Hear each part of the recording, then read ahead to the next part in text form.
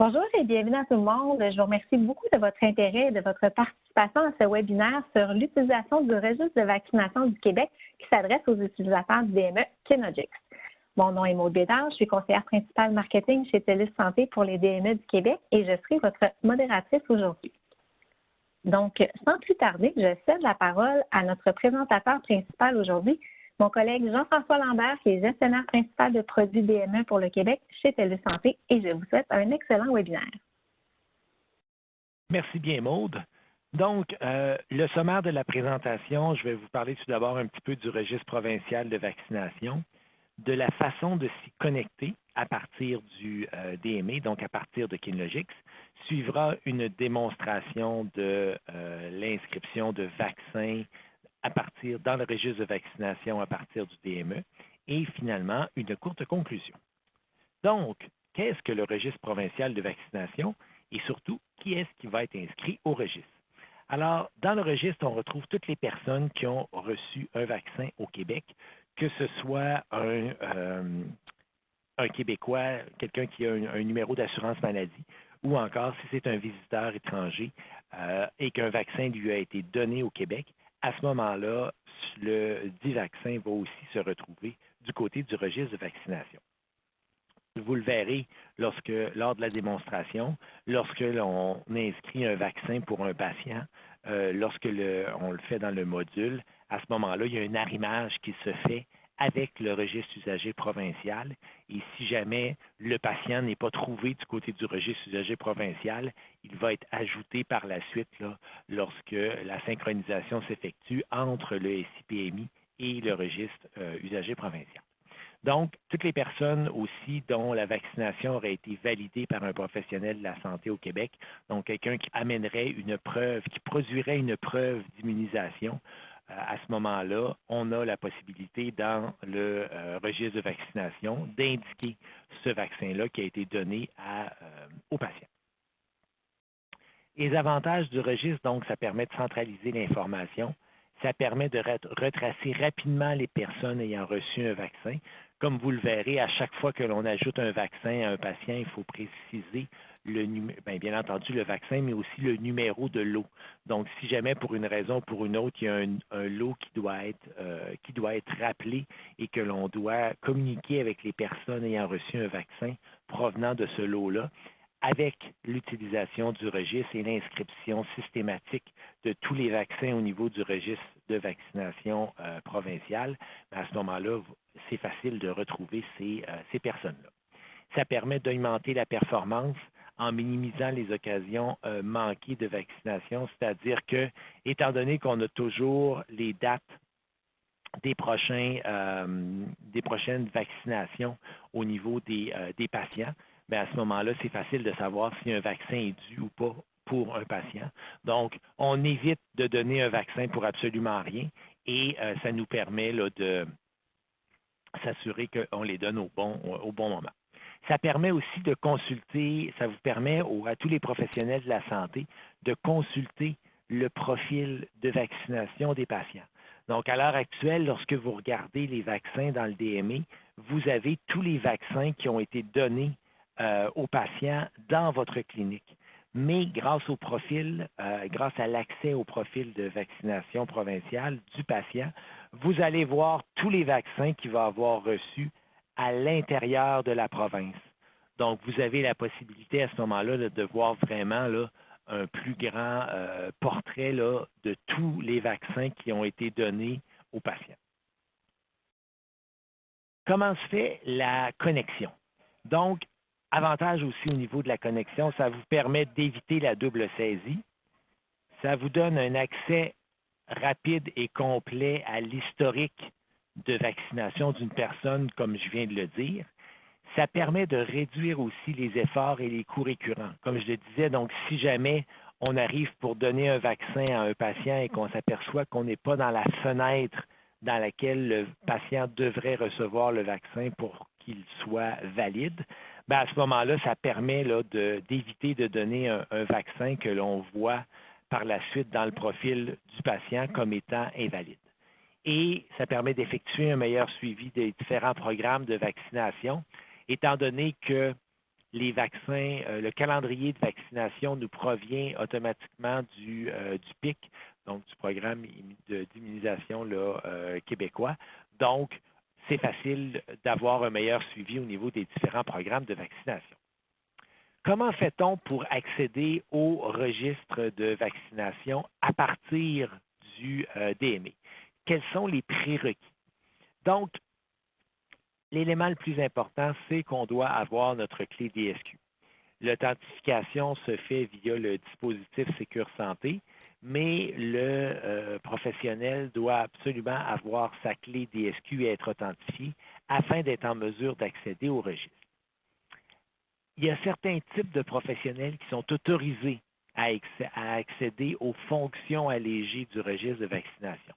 Les médecins et toutes les, donc aussi là, les résidents font partie là, du même groupe. Les infirmières auxiliaires, les sages-femmes, les inhalothérapeutes, ainsi que depuis le mois de juin de cette année, les différents agents administratifs qui agissent en soutien aux intervenants autorisés. Donc, un agent administratif qui aurait une clé DSQ et qui a accès à l'heure actuelle aux fonctions du SIPMI aura bien entendu accès aussi lors de l'intégration avec le DME. Un utilisateur du registre de vaccination se définit selon deux profils, soit qu'il a un profil de saisie ou un profil de correcteur. Le profil de saisie est le profil qui existe pour, je dirais, 99% des utilisateurs du registre. Donc, lorsqu'on a un profil de saisie, ce que ça nous permet de faire, bien entendu, c'est d'enregistrer les vaccins que l'on donne à un patient, mais ça nous permet aussi de modifier et ou de supprimer, mais uniquement les vaccins que moi, je vais avoir donnés. Donc, je ne pourrais pas modifier l'information d'un vaccin qui aurait été entré par un autre utilisateur. Ça me prend le profil de correcteur. Et comme je l'ai dit, le profil de correcteur n'est donné qu'à quelques intervenants uniquement. Donc, lorsqu'on a un profil de correcteur, à ce moment-là, on a la possibilité de corriger des données ayant été inscrites par un autre professionnel de la santé. Mais il y a une quantité minime de correcteurs à l'heure actuelle. La plupart de ces correcteurs-là sont au niveau de l'INSPQ ou encore dans certaines régions, on va dire que par exemple, dans le nord du Québec, il y aurait quelques droits là, au niveau de correcteurs là, qui auraient été attribués. Ce qu'il faut garder en tête avec l'utilisation du registre, donc, on continue, par exemple, d'effectuer la sauvegarde locale dans le DME. Donc, à chaque fois que vous allez entrer un vaccin au niveau du registre, vous allez continuer à voir dans le sommaire de Kinogix que tel vaccin a été attribué. Et vous allez voir un petit icône représentant à l'avant du vaccin pour indiquer que le vaccin a été transféré au registre de vaccination. Premier élément. Et donc, étant donné que les vaccins sont toujours inscrits dans la base de données du DME, bien, je vais avoir la possibilité à ce moment-là de continuer à les exploiter à travers les rapports de pratique. La connexion au DME est maintenant disponible. Donc, Kin et Medicine sont officiellement certifiés par le MSSS. Pour Kinlogics, on est sur les... Pour Medicine, c'est officiel vraiment.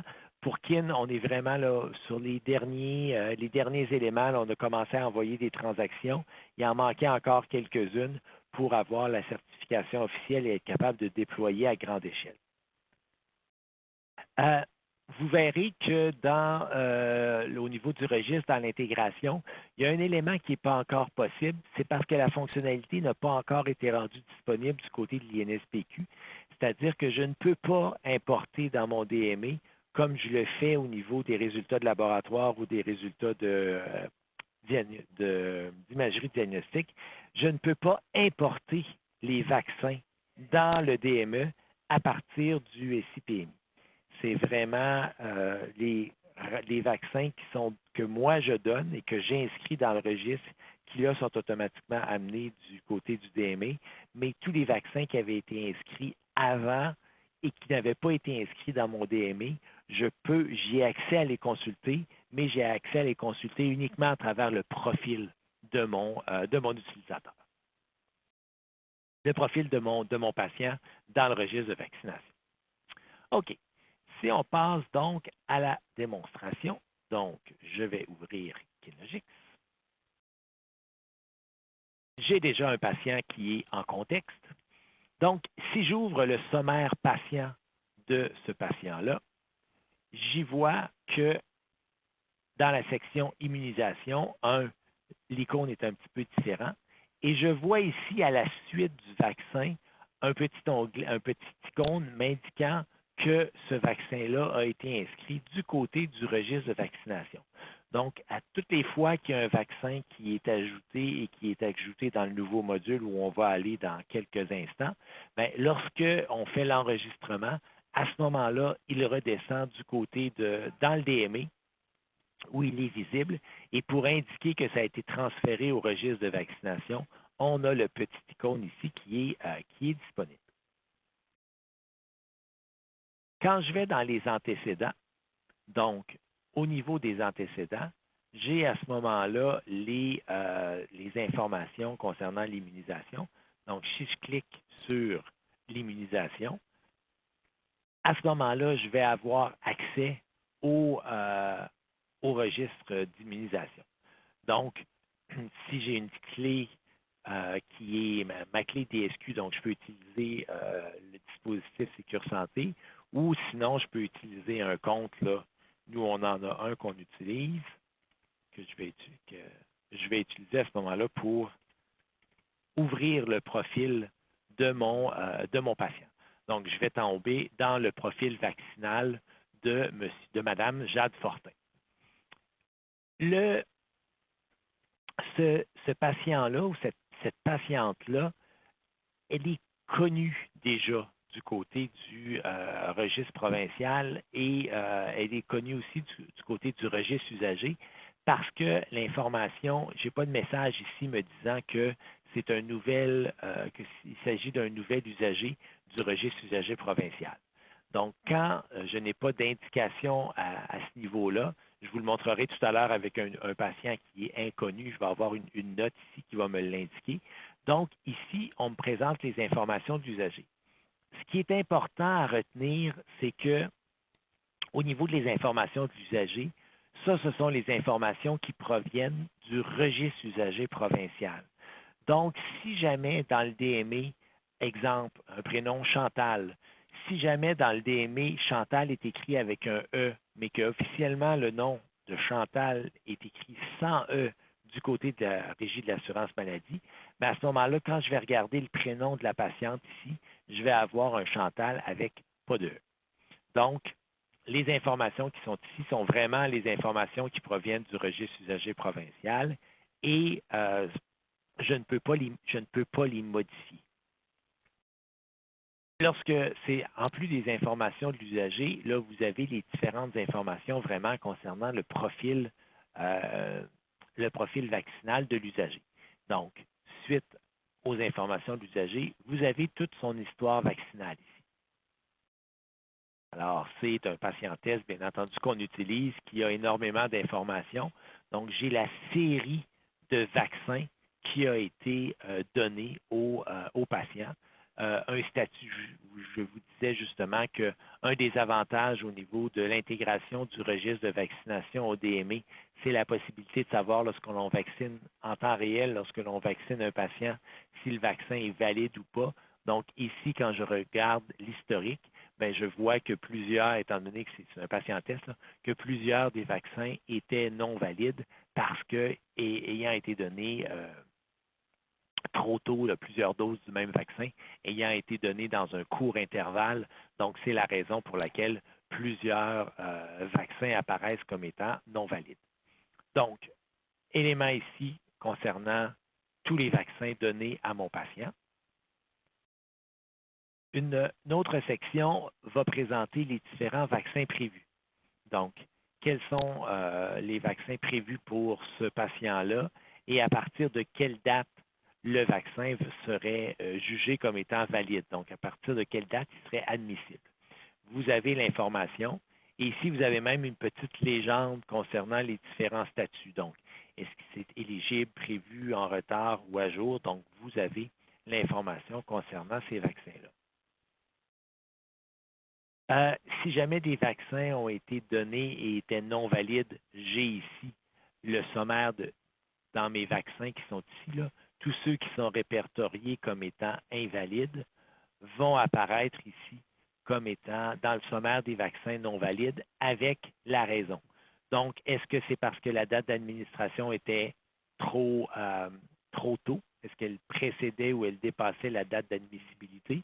Ou, dans le cas d'un jugement professionnel, c'est parce que le médecin avait jugé que ce vaccin-là n'était pas valide, n'était pas efficace pour le patient au moment où il lui a été donné.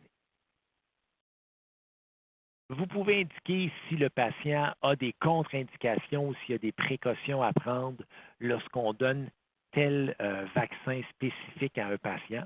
Donc, vous avez l'information ici qui apparaît et vous pouvez ajouter, comme bon vous semble, une contre-indication.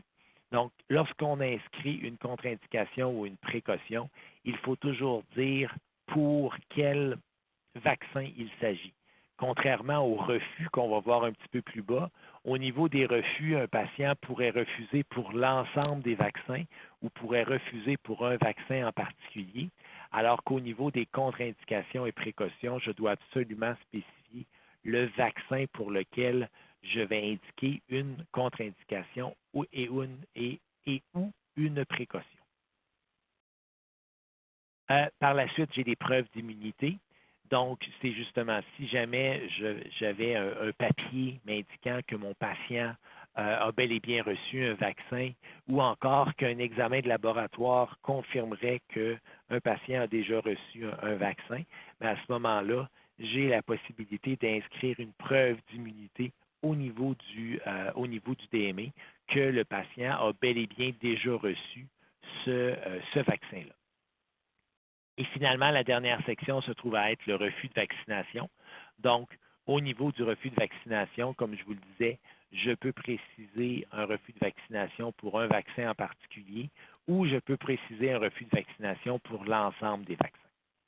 À tout moment, quand je suis dans la page comme ça, j'ai la possibilité de retourner en haut de la page à l'aide de ce petit raccourci-là qui se trouve à chacune des sections du registre de vaccination.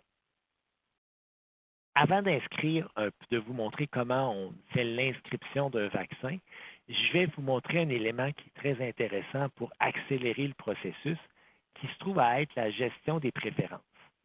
Donc, si j'accède à la gestion des préférences, j'ai la possibilité de définir 3 types de préférences. Une préférence par rapport au vaccinateur, une préférence par rapport au lieu de vaccination et une préférence par rapport au non commercial.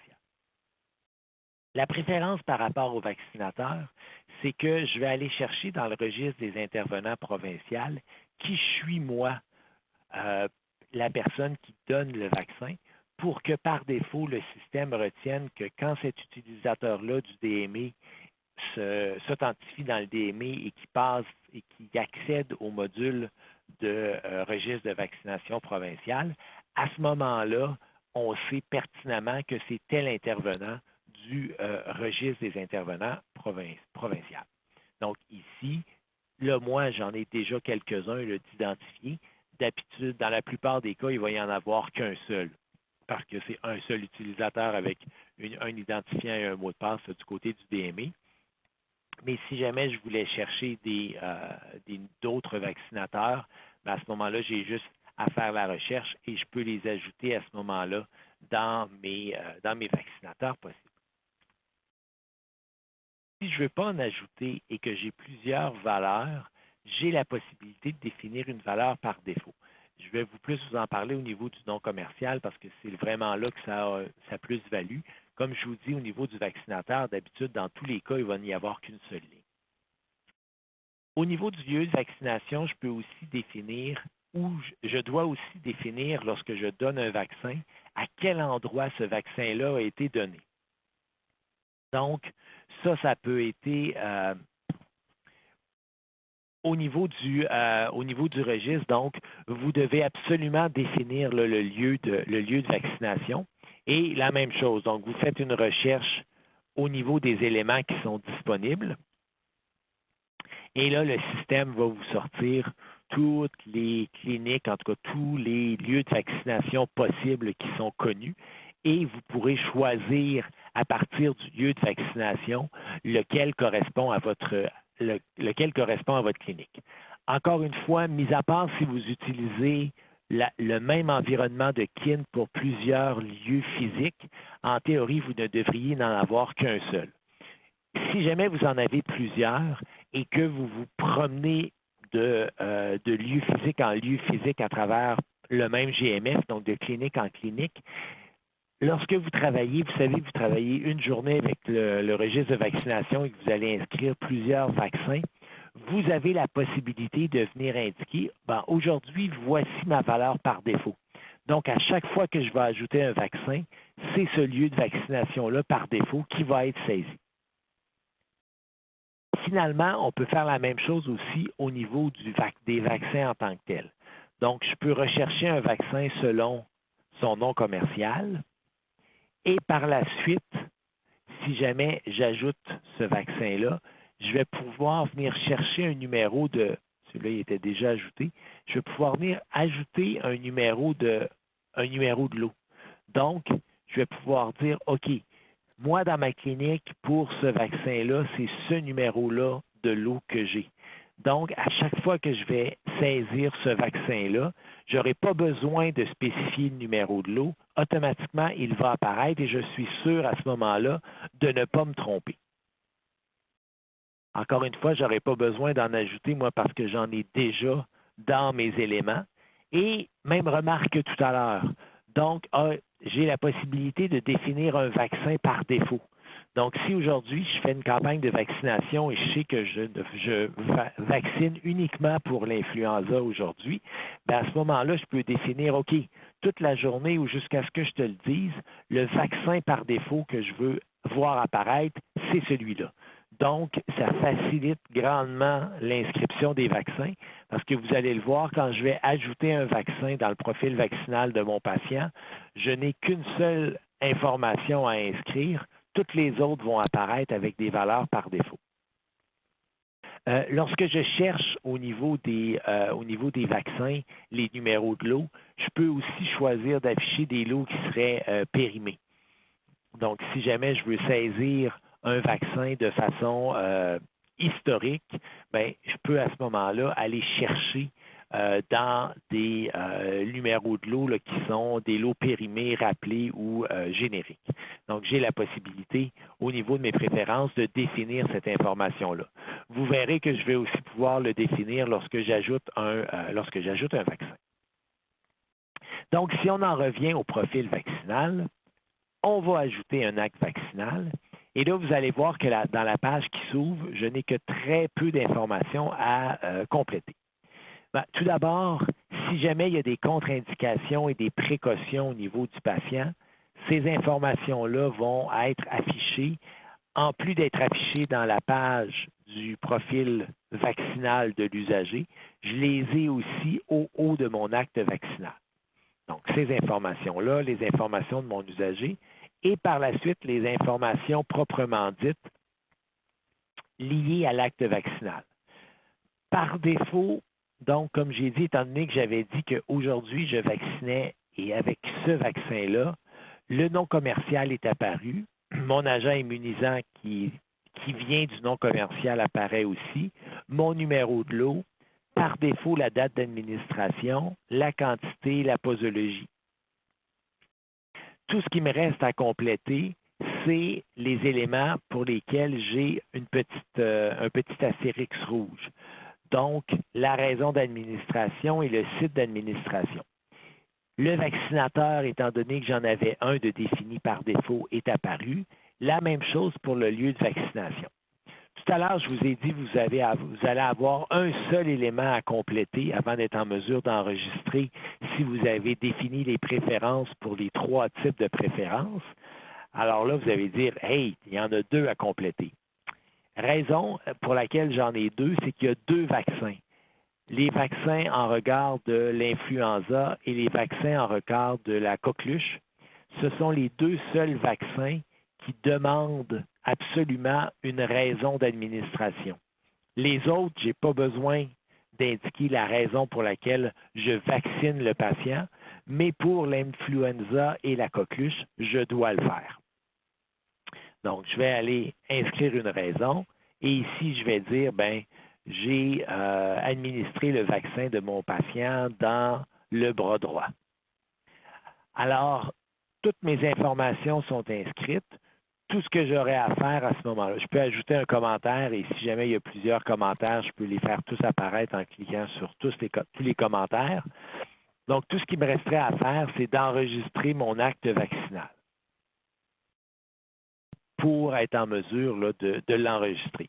Juste avant de faire ça, si jamais j'avais voulu inscrire un vaccin pour lequel le nom commercial est inconnu, donc il n'est pas dans la liste des dictionnaires qui me sont présentés par le SIPMI, je peux venir cliquer ici et là, à ce moment-là, je vais être en mesure de venir indiquer moi-même le nom du vaccin. Et si je fais ignorer les préférences, à ce moment-là, j'ai accès à l'ensemble des données qui se trouvent du côté du registre de vaccination. La même chose ici au niveau d'afficher des dos périmés, rappelés ou génériques. Donc, si je cochais ici, là, j'aurais plus d'informations que je pourrais sélectionner pour mon vaccin.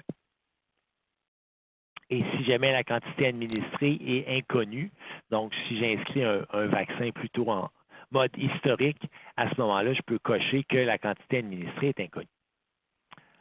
Alors, l'enregistrement s'effectue. Et là, ça va venir ajouter un nouveau vaccin dans le profil vaccinal de mon patient.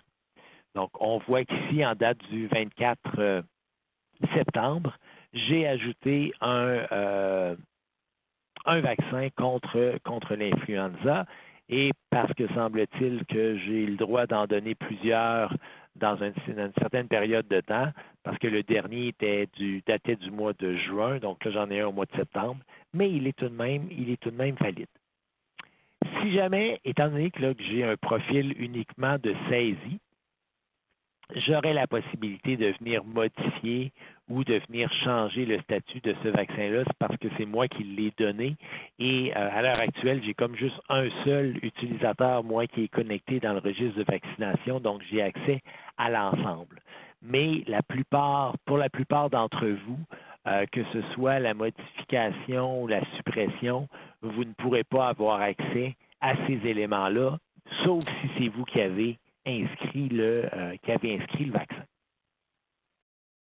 Le changement de statut de valide à invalide, celui-là, je crois que si vous avez un profil non pas de correcteur, mais un profil de saisie, le bouton vous est toujours accessible. Donc, l'historique vaccinal à l'ajout d'un vaccin, c'est pas très compliqué. Au niveau des contre-indications et des précautions, c'est un peu le même type de transaction que vous avez à faire. Donc, si j'ajoute une contre-indication ou une précaution, le système va me demander pour quel vaccin je veux ajouter cet élément-là.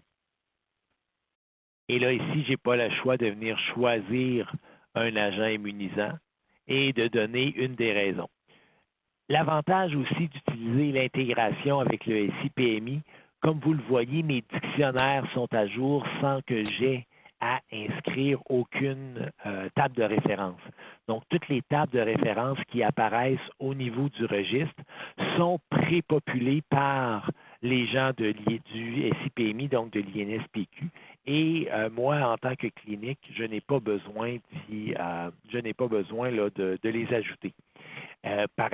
Ils vont en être de même là, avec les nouveaux numéros de lot. Et si jamais un numéro de lot n'était pas disponible, à ce moment-là, vous pouvez, et que c'est le numéro de lot que vous avez, vous pouvez entrer en communication avec les gens de l'INSPQ afin qu'ils soient en mesure de procéder, eux autres, là, à l'ajout de ce numéro de lot-là.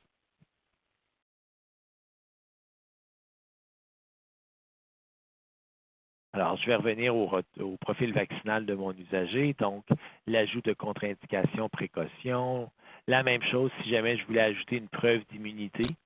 Donc, si jamais on me prouve par un résultat de laboratoire ou encore un document quelconque que mon patient a déjà reçu un vaccin, bien là, je peux venir choisir un vaccin et dire, OK, c'est une confirmation par le laboratoire qui me dit que ce patient-là a bel et bien été vacciné pour ce vaccin-là à cette date-là. Donc, j'ai la possibilité comme ça d'inscrire ces informations-là. Et le dernier élément se trouve à être, tout à l'heure, je vous ai montré que je pouvais remonter facilement, je peux aussi descendre vite dans une section. Donc, au niveau des refus de vaccination, la différence, si on essaie d'ajouter un refus de vaccination, c'est que j'ai la possibilité d'ajouter un refus pour tous les antigènes, donc sans avoir à préciser un vaccin en particulier.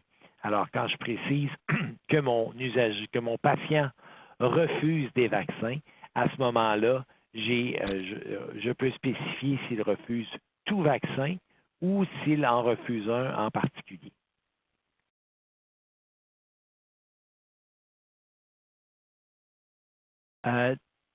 J'aurais aussi accès à partir du profil vaccinal aux informations se trouvant sur le protocole d'immunisation du Québec.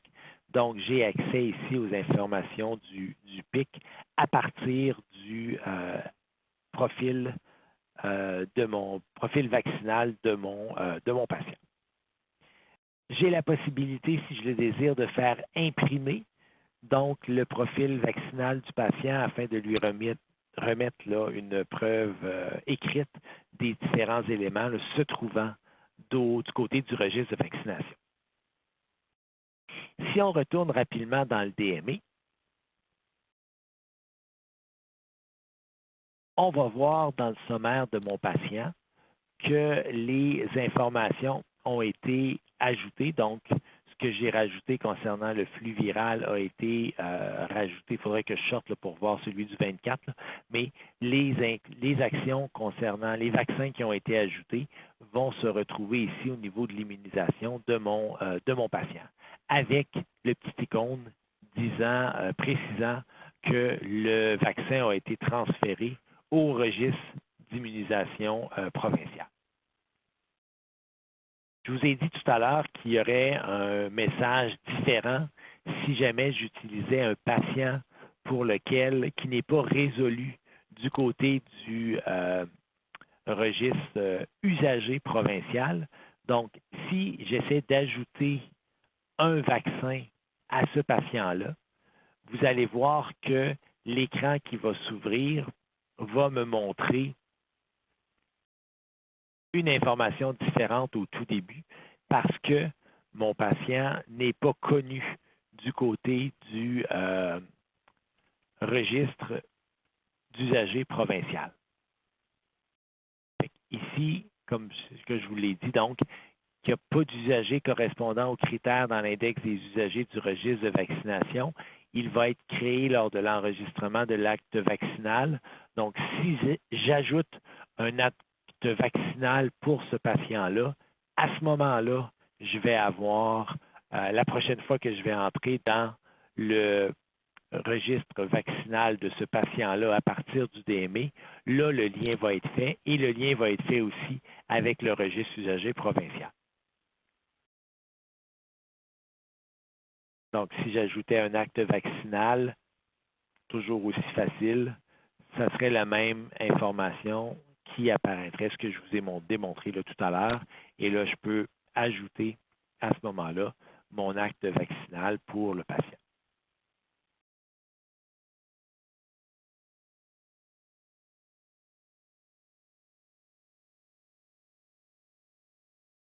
Et si jamais il y a des informations qui sont manquantes, à ce moment-là, le système va m'indiquer que j'ai besoin de fournir certains éléments là, du côté du registre de vaccination afin d'être en mesure de définir, de procéder là, à l'ajout.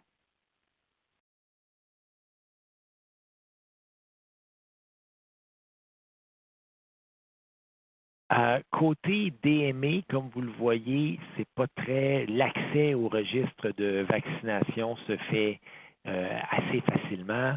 L'ajout aussi de nouveaux vaccins, la consultation du profil. Donc, l'intégration entre le DME et le registre de vaccination provincial est très facile. Il suffit d'avoir sa clé DSQ et à ce moment-là, le registre de vaccination peut facilement être accédé et vous avez la possibilité là, de consulter le profil vaccinal du patient.